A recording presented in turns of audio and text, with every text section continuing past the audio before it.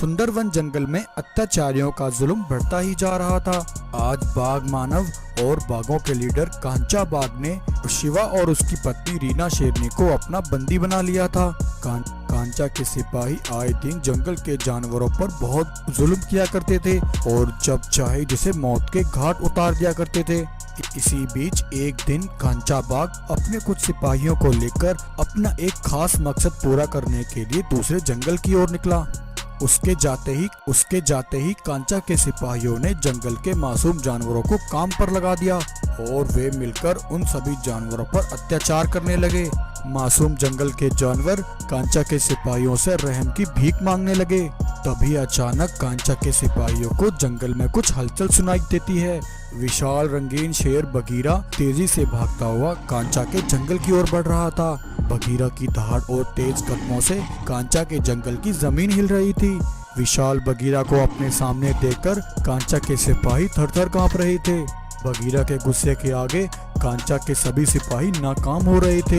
ऐसा लग रहा था मानो विशाल बगीरा आज कांचा के जंगल को शमशान बनाने का इरादा लेकर आया है। बगीरा एक एक करके कांचा के कई सिपाहियों को अपने पैरों तले रौंद देता है। तभी एक भालू तेजी से भागता हुआ बगीरा के पास आता है। रुक जाओ बगीरा, ऐसा मत करो। इन जालिमों को खत्म करने का हक सिर्फ तुम्हारा है, लेकिन बगीरा इन्हें तुम बाद में भी खत्म कर सकते हो। इस समय तुम्हें अपने माता पिता का ख्याल होना चाहिए, जो सालों से कांचा बाघ की कैद में सालों से तुम्हारे आने का इंतजार कर रहे हैं। क्या मेरे माता पिता जिंदा हैं? हाँ बगीरा, उस कांचा बाघ के जुल्मों को सहते हुए तुम्हारे माता पिता ने बरसों तुम्हारा इंतजार किया। दरअसल सालों पहले शिवा शेर अपनी पत्नी रीना शेरनी के साथ सुंदरवन जंगल पर राज करता था। उस समय शिवा की पत्नी गर्भवती थी और जल्दी वह एक नन्हे बच्चे को जन्म देने वाली थी। शिवा के पास उसके पिता का दिया हुआ एक चमत्कारी पारस पत्थर था। उस पारस पत्थर के अंदर अनोखी शक्तियाँ थी। उस पारस पत्थर को जिस चीज पर रगड़ दिया जाता था वह चीज सोने की हो जाती थी। शिवा उस पारस पत्थर की सहायता से जंगल के मासूम गरीब जानवरों की मदद किया करता था। एक दिन शिवा के जंगल में एक चीता भागते हुए वहां आया। शिवा महाराज, आपके जंगल में आ रहे व्यापारियों पर कुछ खूनी शिकारी बाघ मानवों ने हमला कर दिया है। वह उनसे उनका सारा सामान लूट रहे हैं महाराज, आप जल्दी कुछ कीजिए। तब शिवा अपने कुछ सिपाहियों को लेकर तुरंत जंगल से निकला। जैसे ही वह थोड़ी दूर जंगल से बाहर आया तो उसे कांचा और उसके सिपाहियों ने घेर लिया। शिवा, मैं सालों से ऐसे ही मौके की तलाश में था और आज वह दिन आ गया जब तू मेरी गिरफ्त में है।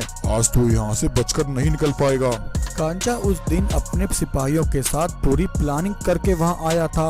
वह अपने सिपाहियों के साथ शिवा पर हमला कर देता है। कांचा के सिपाही शिवा के साथ आए उसके सभी सिपाहियों को मार डालते हैं। शिवा, मैं तुझे इतनी आसान मौत नहीं दूंगा। पहले मैं तुझसे वह तेरा चमत्कारी पारस पत्थर हासिल करूंगा, उसके बाद मैं तुझे और तेरे सारे खानदान को तरपा तरपा कर मारूंगा। सिपाहियों, ले जाओ इस शिवा को यहाँ से, तब तक मैं इसकी पत्नी से हिसाब करके आता हूँ। कांचा के सिपाही शिवा को कैद करके वहाँ से ले जाते हैं। उधर शिवा की पत्नी रीना शेरनी ने एक नन्हे रंगीन शेर को जन्म दिया। रीना शेरनी अपने बच्चे को देखकर बहुत खुश थी।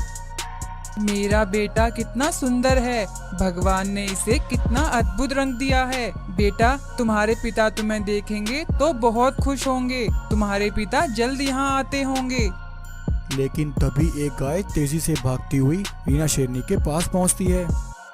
रीना शेरनी, गजब हो गया। कांचा और उसके सिपाहियों ने मिलकर शिवा महाराज को कैद कर लिया और उनके सभी सिपाहियों को मौत के घाट उतार दिया। कांचा महाराज शिवा के पारस पत्थर को लेने के लिए यहाँ आ रहा है। कुछ कीजिए रीना शेरनी, कुछ कीजिए। गाय बहन, मैं अभी इस अवस्था में नहीं हूँ कि उस दुष्ट का मैं सामना कर सकूं। तुम इसी समय मेरे बेटे को लेकर यहाँ से चली जाओ। सुंदरवन जंगल की पहाड़ी पर एक गुफा है जहाँ महाराज का पारस पत्थर सुरक्षित रखा हुआ है। तुम मेरे बेटे के साथ उस पारस पत्थर का ध्यान रखना और समय आने पर मेरे बेटे को उस पत्थर के बारे में बताना। जाओ गाय बहन, जल्दी से यहाँ से चली जाओ। तब गाय एक खुफिया रास्ते से शिवा के बेटे को लेकर जंगल से निकल जाती है। इधर कांचा अपने सिपाहियों को लेकर रीना शेरनी के पास पहुंचता है। रीना शेरनी, तेरे पति के सभी सिपाहियों को तो मैंने मौत की नींद सुला दिया और तेरा वह पति शिवा अब मेरे कब्जे में है। अगर तू अपने पति शिवा को जिंदा देखना चाहती है तो इसी वक्त वह पारस पत्थर मेरे हवाले कर दे, वरना मैं तेरे पति के टुकड़े टुकड़े कर दूंगा। कांचा के सिपाही पारस पत्थर को हर तरफ तलाश करते हैं, लेकिन उन्हें वहाँ कुछ नहीं मिलता। यह देखकर कांचा बाघ बहुत गुस्से में आ जाता है। मूर्ख शेरनी, मुझे लगता है मेरे यहाँ आने से पहले तूने उस पारस पत्थर को कहीं छिपा दिया है। तू मेरे साथ खेल खेलना चाहती है, अच्छी बात है। अब तू और तेरा पति मेरे पास कैदी बनकर रहोगे। जब तक तुम मुझे उस पारस पत्थर का पता नहीं बता देते, तब तक तुम दोनों मेरी गिरफ्त में रहोगे।